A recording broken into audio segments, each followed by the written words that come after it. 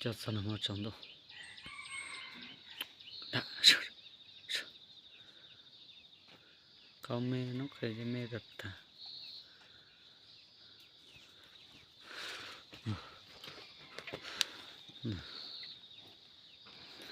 Sao ta thả. Nó áo nhỏ họng nó xài.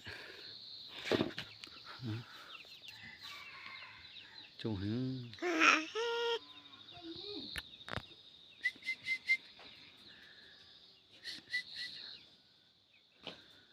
Có mê cho chị. Nó học qua rong hả. Nè nè. Đây, cho nó không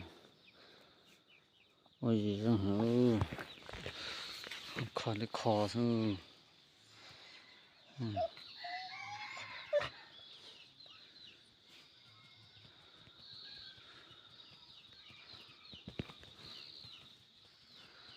Tiếp tục khỏi lấy khó rồi vô.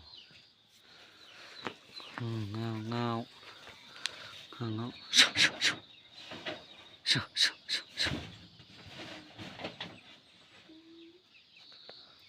Dừng chân qua thôi.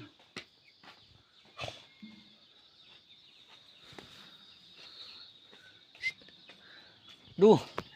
Áo đu lầu. Đu từ hà. Tập bự khá là vệ hả nè ta. Áo từ nó mà tao mua tụt tàu nhau kê chỉ lại. Hắn dị trong chủ trên nhẹ rồi. Có cứ thôi thì ta tới chẳng mua rồi.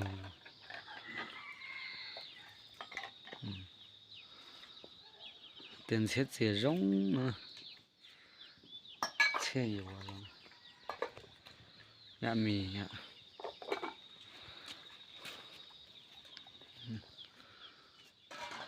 Khó ta rồi, không ai ta rồi.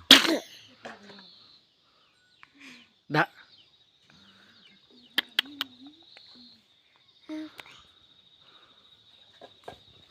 Có mẹ nó kể cho mẹ rất thế lo lý.